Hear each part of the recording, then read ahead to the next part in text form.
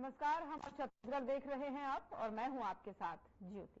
सूरजपुर में हुए हत्या और आगजनी पर गृह मंत्री विजय शर्मा ने कहा है कि पुलिस घटना को लेकर सख्त है। आरोपी की तलाश की जा रही है और विपक्ष द्वारा गृह मंत्री के इस्तीफे की मांग पर उन्होंने कहा कि मुख्यमंत्री विष्णुदेव साय इसका निर्णय करेंगे। सूरजपुर जिले में प्रधान आरक्षक की पत्नी और बेटी की हत्या के बाद से कानून व्यवस्था पर फिर से सवाल उठ रहे हैं। इसको लेकर के विपक्ष लगातार सरकार पर लाचार होने का आरोप लगाते हुए निकाय और पंचायत चुनाव नजदीक है, ऐसे में सत्ताधारी चुनाव प्रक्रिया के निर्णय को लेकर बैठक कर रहे हैं। की प्रक्रिया के लिए आवश्यक है वो तो करना चाहिए, इसमें क्या विषय है। जो भी जांच के लिए प्रक्रिया के लिए आवश्यक करना चाहिए और जो इसमें है उनको जांच में सहयोग भी करना चाहिए। जिनको ये लगता है कि हम बेगुनाह हैं वो सहयोग करेंगे और बातें स्पष्ट हो जाएंगी। देखिए, जिस मेहनत के साथ काम करना है वो हम लोग कर रहे हैं। अंतिम निर्णय माननीय मुख्यमंत्री जी का है, हमारे मुखिया का है, वो जैसा कहेंगे वैसा होगा। धर्मांतरण को लेकर रायगढ़ फिर अंबिकापुर दोनों जगह विवाद की स्थिति नहीं हुई थी, तो आरोप है विष्णु परिषद और बाकी लोगों का, कुछ लोग धर्मांतरण कर रहा है। धर्मांतरण की घटनाएं सामने आई हैं और धर्मांतरण के विषय पर प्रावधानों के साथ काम करने की मंशा सरकार की है। मैं सोचता हूं कि शीघ्र ही इस पर निर्णय करके और आगे बढ़ेंगे। सूरजपुर में जो स्थिति बिगड़ती जा रही है, कांग्रेसियों का एक आरोप है कि जबरदस्ती उसको प्रचारित किया जा रहा है, कांग्रेस के पदाधिकारी, जबकि पदाधिकारी नहीं। उसके सोशल मीडिया हैंडल पर जो कुछ दिखा है उस विषय पर बताया गया है और मैंने भी देखा जब मीडिया पर, आज समाचार पत्रों पर, तब का विषय है। सोशल मीडिया हैंडल पर उनके है, वो जो अपराधी है उसके इस पर, खैर वो कहाँ का है इसका कोई फर्क नहीं है भाई। मसला ये है कि उसने जो किया है वो जघन्य अपराध है। न्यायालय के आधार पर सजा होगी ही होगी, भाग नहीं सकता, पकड़ा ही जाएगा। ये अच्छा हुआ कि कल कुछ लोगों की उग्रता के कारण जो दुर्घटना होने वाली थी उससे अपराधी के परिवारजनों की रक्षा पुलिस के माध्यम से हुई है। और घर पर भी जो आगजनी की बात है, तो घर नहीं जला है, पिछवाड़ा थोड़ा सा जो हिस्सा था उस पर यह विषय आया, परंतु सब कुछ नियंत्रित कर लिया गया है। पुलिस ने सारे भी स्थितियों को नियंत्रित करते हुए अब उसकी खोज की जा रही है और वो मिलेगा। भीड़ को उकसाने का भी काम किया गया था क्या कुछ लोगों के द्वारा? अब ये स्थानीय परिस्थितियां क्या क्या थी एक बार समझने का विषय है। जो भी बातें हैं ये चीज गलत है, जो हुआ वो गलत है और शीघ्र ही अपराधी पकड़ा भी जाएगा। सीधेवार तरीके से जो देखने को मिला है, 2-3 ऐसी घटनाएं कि लोग कानून अपने हाथ में ले रहे हैं, तो क्या वो, मैं अपील करता हूं, विनम्रता पूर्वक अपील करता हूं कि कोई ऐसा कुछ ना करे। हर एक विषय पर अभी तक पुलिस की सारी कार्यवाहियां, हर एक विषय पर पुलिस को सफलताएं मिली हैं। पुलिस ने स्थितियों को बहुत अच्छे ढंग से स्पष्ट किया है। यह भी होगा, इससे पहले रामपुर जो बलरामपुर का विषय था वह भी स्पष्ट हुआ है। लोहारेडी के पहली हत्या, दूसरी हत्या, सब कुछ, सारे मामले स्पष्ट हुए और यह भी मामला बहुत जल्दी स्पष्ट हो जाएगा। क्या लग रहा है क्या लग रहा है कि कुछ लोग लगे हुए हैं कि माहौल बिगड़े, स्थिरता रहे, माहौल बिगड़ता जाए, इस तरह के कुछ? देखिए, घटनाएं हो जाती हैं, परंतु पुलिस का एक्शन कितना होना चाहिए, प्रशासन का एक्शन क्या होना चाहिए, ये बड़ा विषय होता है। जनता के मन में स्पष्ट है कि माननीय विष्णुदेव साय जी की सरकार में पुलिस बहुत स्पष्टता के साथ काम कर रही है, न्याय और कानून के आधार पर काम कर रही है। पुलिस को कोई और काम नहीं है जो पूर्व सरकार में हुआ करती थी, बहुत ढंग से पुलिस काम कर रही है। इससे पहले भी जब घटनाएं हुआ करती थी, कवर्धा का ही विषय था, भिलाई में इसको मारा गया था सिख नौजवान को, या बीरनपुर का विषय था, तब ना पुलिस की गलतियां छाटी गई, न जनता की गलतियां छाटी गई, तब मनमाना चलाया गया था। न कोई सरकार का प्रतिनिधि जाकर के किसी भी स्थान पर जनता की, पीड़ित पक्ष के साथ खड़ा हुआ था। आज तो सब कुछ है। हर बार ये हो रहा है कि हमारे संगठन के लोग भी, सरकार के लोग भी, सब लोग जाकर खड़े हो रहे हैं और बातों को स्पष्ट किया जाए। प्रचारित करने का जो विषय है ये बड़ा गड़बड़ है। मैंने योजनाबद्ध ढंग से जो प्रचारित किया जा रहा है ये बहुत गलत है। और स्वास्थ्य मंत्री श्याम बिहारी जायसवाल ने अपने निवास पर पत्रकारों से चर्चा की है। आपको बता दें कि इस दौरान बीजेपी के सदस्यता अभियान को लेकर कहा है, मैं लगभग 15 दिनों से बाहर था और अपने क्षेत्र पर ज्यादा फोकस मैंने किया। लगभग 10,000 से ज्यादा मैं सदस्य बीजेपी में शामिल करवाया। यकीन नहीं मानेंगे कि मैं हर एक बूथ पर जाकर वहां बैठा हूं, लोगों से रूबरू हुआ हूं।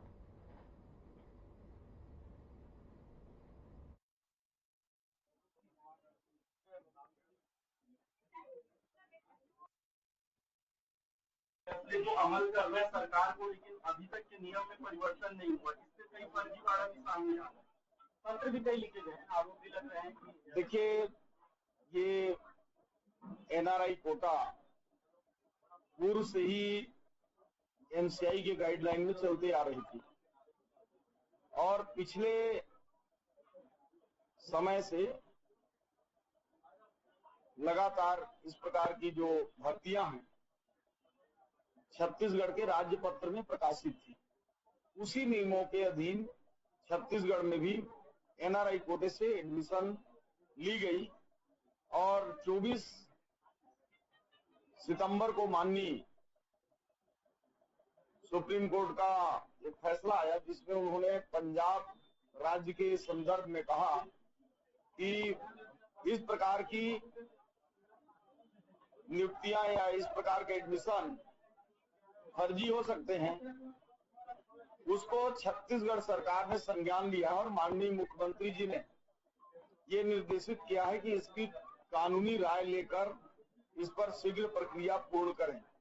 तो हम लोगों ने जो एजी हैं उनको भेज दिया है और निश्चित रूप से जिस प्रकार का भी कानूनी निर्णय आता है या सलाह आता है उस पर कार्रवाई करेंगे। हम किसी भी तरह के कोर्ट के जो निर्देश हैं उनके खिलाफ ले जाने वाले जो भी निर्देश कोर्ट के हैं उसको 100% पालन करेंगे। आरोप ये भी लग रहा है कि सुप्रीम कोर्ट का जो निर्णय आया उस पर भी विचार करने के लिए कमेटी बनेगी, वो तो सीधा इसमें अधिसूचना में संशोधित जारी होना चाहिए। नहीं, हमने कोई कमेटी नहीं बनाया है क्योंकि कानून की सलाह के लिए जो अटॉर्नी जनरल हैं एजी हैं माननीय उच्च न्यायालय के, उनको हमने शासन कोर्ट से पत्र भेज दिया है। आज हमारे दोपहर तक या शाम तक हमारे पास जवाब आ जाएगा, फिर आज ही निर्णय लेंगे उसमें कि हमको उसमें क्या करना है। उसमें 3 स्टेप हो सकते हैं। पहला तो जो अभी बचे हैं एनआरआई कोटे के उनको हम अपनी ओर से विचार करें तो आगे हम नहीं। दूसरा जो नियुक्तियां हो गए, जो एडमिशन हो गए, उसके संदर्भ में जो कानून के जानकार हैं, अटॉर्नी जनरल हैं, उनसे निर्णय लेकर सलाह लेकर कोर्ट का जो भी निर्णय उसके आधार पर उन एडमिशन पर विचार अभिमत मांगे।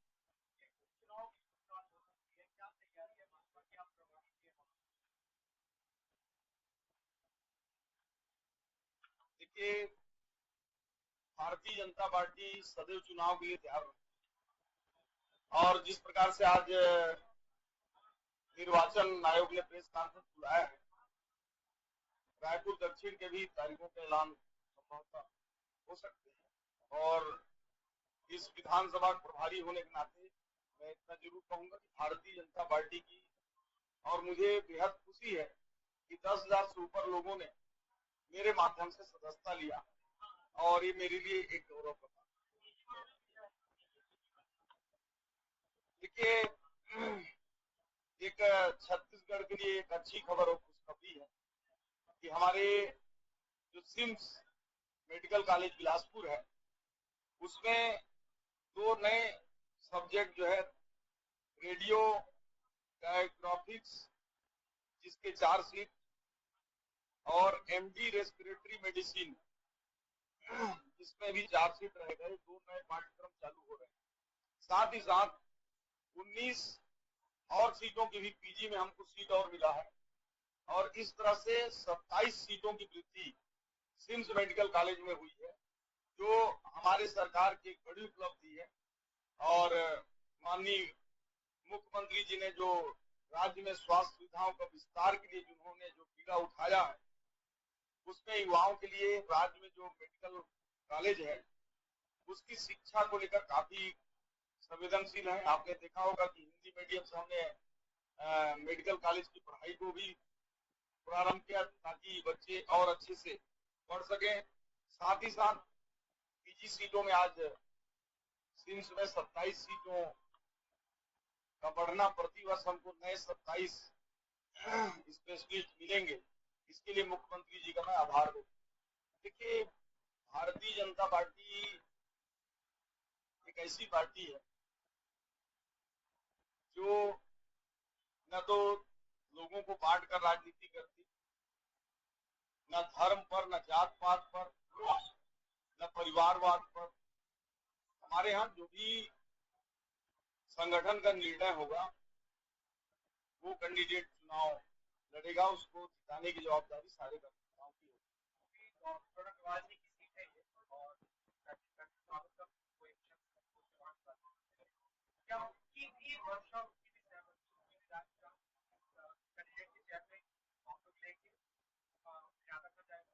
निश्चित रूप से माननीय मोहन अग्रवाल जी हमारे बहुत वरिष्ठ नेता हैं, बहुत अनुभवी हैं, सर्वमान्य नेता हैं और एक लंबे समय तक वो रायपुर दक्षिण सीट के विधायक रहे। 40 साल से उनका इस सीट के लोगों से बराबर मिलना जुलना, एक परिवार जैसा उनका संपर्क है।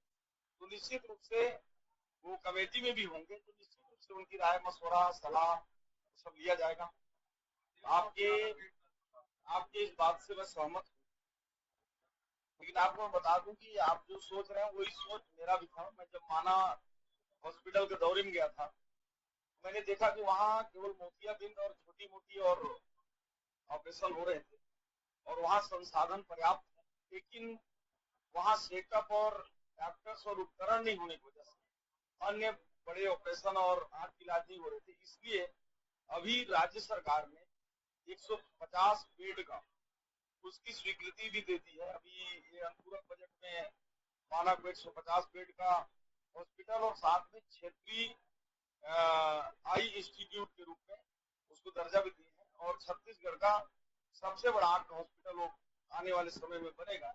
उसके लिए हम लोग कार्य योजना चालू करेंगे। वाकई में जानकारी अभी आपके माध्यम से मुझे मिल रही है। अगर ऐसा है तो मैं अभी सख्त कार्रवाई भी करूंगा और अभी आपकी मीडिया से बात खत्म होने पर सबसे पहले मैं डीपीएस की बात, यदि कोई हाउस कीपिंग स्टाफ अगर चला रहा हूँ उस पर मैं कड़ा एक्शन।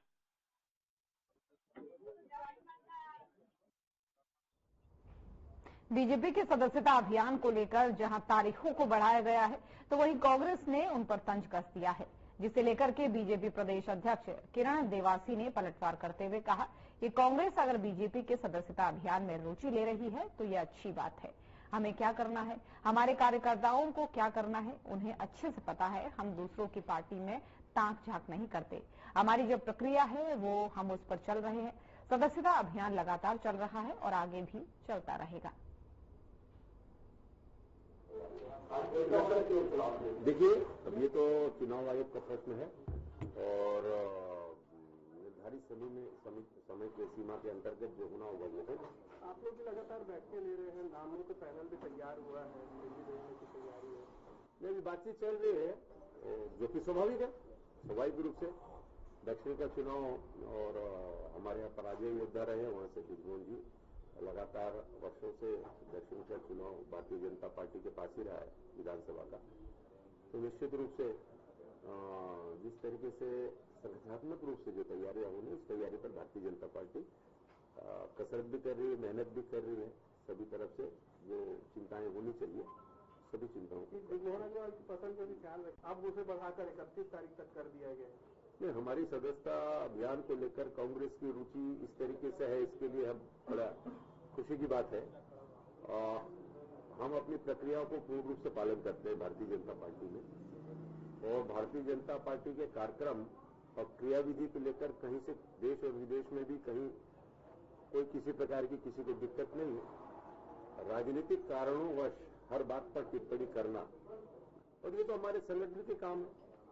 संगठन अपनी गति से चलती है, अपने काम कार्य योजना के साथ चलती है, अपने कार्यक्रमों को लेकर चलती है कार्यकर्ताओं के माध्यम से। तो इसकी जानकारी उनको कितना है मुझे नहीं मालूम।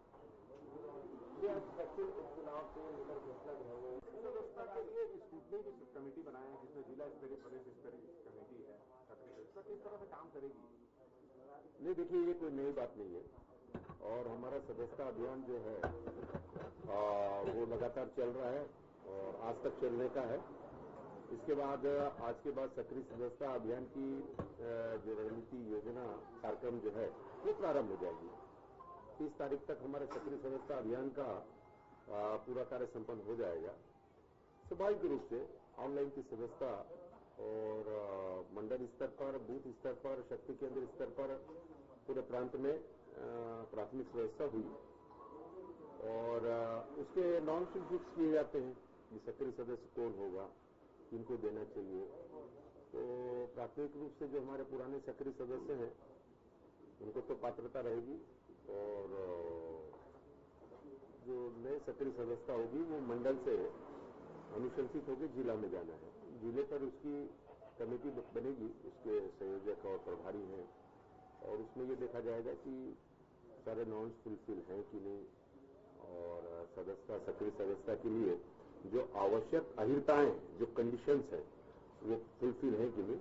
तो ये तो स्वाभाविक प्रक्रिया है और भारतीय जनता पार्टी में हम लोग के लिए सदस्यता बहुत महत्वपूर्ण कार्य है और निश्चित रूप से इसके लिए जो स्क्रीनिंग कमेटी है उसको निश्चित किया है जिले स्तर पर, उसके बाद प्रांत को भेजा जाएगा। पिछले बार चुनाव में जो पार्टी के खिलाफ काम किया, जिसको आप लोगों ने निष्कासित कर दिया, बहिष्कृत कर दिया, वो सब भी बन चुके हैं। नहीं, ऑनलाइन सदस्यता की ये थोड़ी सी बाध्यता है और क्योंकि हमारा जो प्राथमिक सदस्यता के लिए जो ऑनलाइन के जो नंबर हैं वो सभी के पास रहते हैं, उसमें सदस्य तो बन सकते हैं, लेकिन उसके आगे की प्रक्रिया के लिए इसीलिए स्क्रीनिंग कमेटी और जो आप बोल रहे हैं हमारी सूक्ष्म परीक्षण जांच समिति के माध्यम से इसका निर्धारण होगा।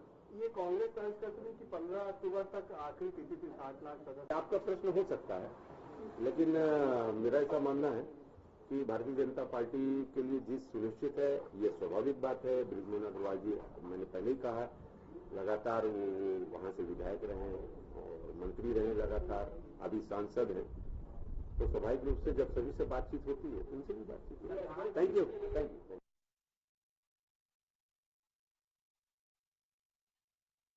लॉरेंस बिश्नोई के करीबी कुख्यात गैंगस्टर अमन साहू को CBI special magistrate Bhupesh Kumar Basant की कोर्ट में पेश किया गया। कोर्ट ने अमन साहू को 19 अक्टूबर तक पुलिस रिमांड पर भेजने का आदेश दिया है। इस दौरान पूछताछ के समय अमन साहू के वकील की उपस्थिति की भी अनुमति दी गई है। अब रायपुर पुलिस कुख्यात गैंगस्टर से आगे की पूछताछ करेगी, जिसके तहत उसकी आपराधिक गतिविधियों और नेटवर्क का खुलासा होने की उम्मीद है।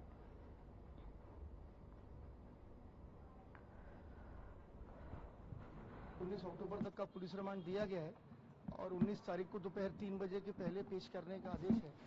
हर दिन 24 घंटे में मेडिकल होगा। 3 से 4 बजे के बीच में जो है वो लॉयर से मिलने की अनुमति है और जो नॉर्मल कंडीशंस रहती है रिमांड में कि सेक्शन 41 के तहत जो उसके मैंडेटरी राइट्स हैं, कॉन्स्टिट्यूशनल अधिकार हैं, उन सब का उल्लेख करते हुए और उसमें एडिशनल ये है कि हमारी प्रेजेंस में पूछताछ होगी। सबसे बड़ी बात कोर्ट ने ये लिखा है कि उसमें आरोपी के जो अधिवक्ता हैं, जो हम लोग जो डिफेंस काउंसिल हैं, हमें सूचना दी जाएगी टेलीफोन के माध्यम से लखन पटेल जी के द्वारा और उसके बाद हमारे सामने पूछताछ की जाएगी। जा रहा है 5 दिनों तक के लिए रिमांड।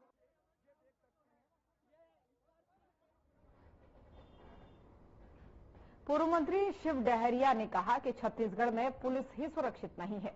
असक्षम सरकार कानून व्यवस्था पर निर्णय नहीं ले पा रही है, जिससे प्रदेश के लोग अशांत हैं। साथ ही धान खरीदी पर उन्होंने कहा कि सरकार किसानों के धान नहीं खरीदना चाहती है, इसलिए 15 नवंबर को धान खरीदने का निर्णय लिया है। सरकार को 1 नवंबर से ही खरीद करनी चाहिए। सूरजपुर जिले में प्रधान आरक्षक की पत्नी और बेटी की हत्या के बाद से फिर से कानून व्यवस्था पर भी सवाल खड़े हो रहे हैं। पूर्व मंत्री शिव डहरिया ने इस मामले में कहा है कि प्रदेश में पुलिस सुरक्षित नहीं है। इससे स्पष्ट है कि कानून व्यवस्था की स्थिति क्या है। जब से प्रदेश में भाजपा सरकार बनी है, कानून व्यवस्था ध्वस्त हो चुकी है। खरीदना नहीं चाह रहे हैं, इसलिए ये 15 नवंबर से चालू कर रहे हैं। 1 नवंबर से धान की खरीदी हमारी सरकार में होती थी और अधिकतम धान खरीदा जाता था लोगों का।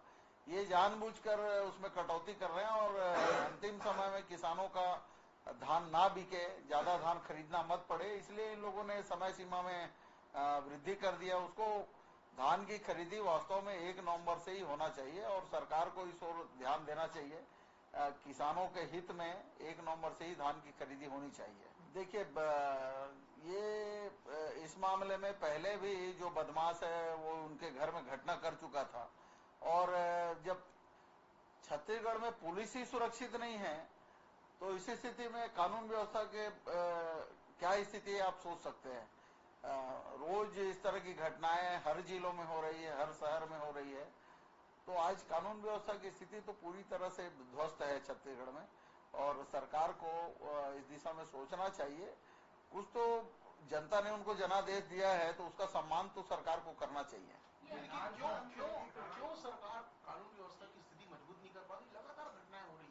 देखिए, ये बहुत सारे अक्षम लोग बैठे हैं और निर्णय कर पाने में सक्षम नहीं है, इसलिए इस तरह की घटनाएं लगातार छत्तीसगढ़ में घट रही। कभी सांप्रदायिकता के नाम पे जातियों को लड़ाया जा रहा है, कभी साहू समाज के साथ, कभी सतनामी समाज के साथ, कभी यादव समाज के साथ, और कभी किसी और समाज के साथ। तो इस तरह की घटनाएं लगातार हो रही है, जिससे पूरा प्रदेश अशांत है। लेकिन धान खरीदी के लिए तो राशि उपलब्ध हर सरकार कराती है, वो करा रही है, उसमें कोई ये रूटीन का काम है, कोई अलग से ऐसा कुछ कर रहे हैं ऐसा तो नहीं है। मुख्यमंत्री जी का जन दर्शन स्थगित हो रहा है तो मंत्रियों का तो कुछ कह ही नहीं सकते। इनका जनता के समस्याओं के निराकरण का कहीं कोई लक्षण दिखता नहीं है। ये दिखावे के लिए इस तरह के काम करते रहते हैं भारतीय जनता पार्टी। गौरेला पेंड्रा मरवाही का गुरुकुल खेल मैदान में 24वीं राज्य स्तरीय शालेय खेल प्रतियोगिता का आज भव्य शुभारंभ मरवाही विधायक प्रवण कुमार मरपच्ची और विशिष्ट अतिथियों के द्वारा मां सरस्वती के चित्र पर माल्यार्पण कर एवं दीप प्रज्वलित कर किया गया। शुभारंभ अवसर पर आकर्षण वेशभूषा में खिलाड़ियों ने नृत्यों की मनमोहक प्रस्तुति दी। इस राज्य स्तरीय खेल प्रतियोगिता में प्रदेश के 5 संभाग बस्तर, दुर्ग, रायपुर, सरगुजा और बिलासपुर संभाग के 3 खेल विद्याओं, जिम्नास्टिक, ताइक्वांडो और क्रिकेट के खिलाड़ियों ने आकर्षण मार्च पास्ट किया। 14 से 17 अक्टूबर तक चलने वाले इस खेल प्रतियोगिता में 505 खिलाड़ी एवं कोच शामिल हुए।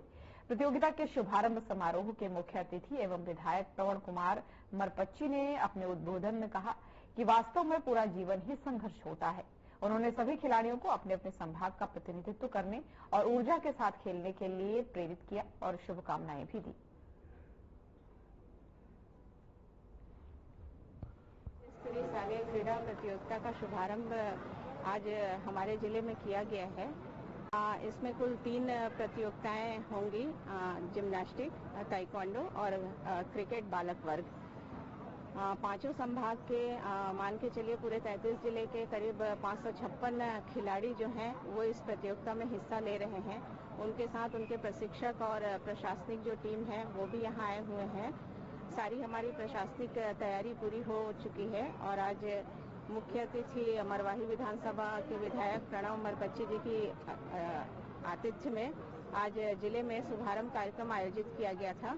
सभी बच्चों के लिए आवास व्यवस्था कर दी गई है। विभिन्न जो विभाग हैं उनको जवाबदारी दी गई है ताकि हम इस जिले में सफलतापूर्वक इस खेल प्रतियोगिता को आयोजित कर सकें।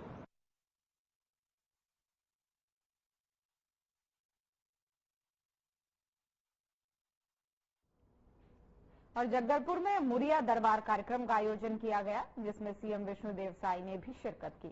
इस मौके पर सीएम साई ने संबोधित किया। क्या कुछ कहा है आपको सुनाते हैं। मुरिया दरबार में हम लोगों के बीच विराजमान हमारे बस्तर के माटी पुत्र, छत्तीसगढ़ सरकार में मंत्री श्री केदार कश्यप जी, बस्तर दशहरा समिति के अध्यक्ष श्री महेश कश्यप जी, हमारे बस्तर के महाराजा श्री कमल चंद भंजदेव जी, कांकेर के सांसद भोजराम नाग जी। तो हमारे छत्तीसगढ़ देख रहे थे आप। बुलेटिन में फिलहाल इतना ही। खबरें लगातार जारी हैं। नमस्कार।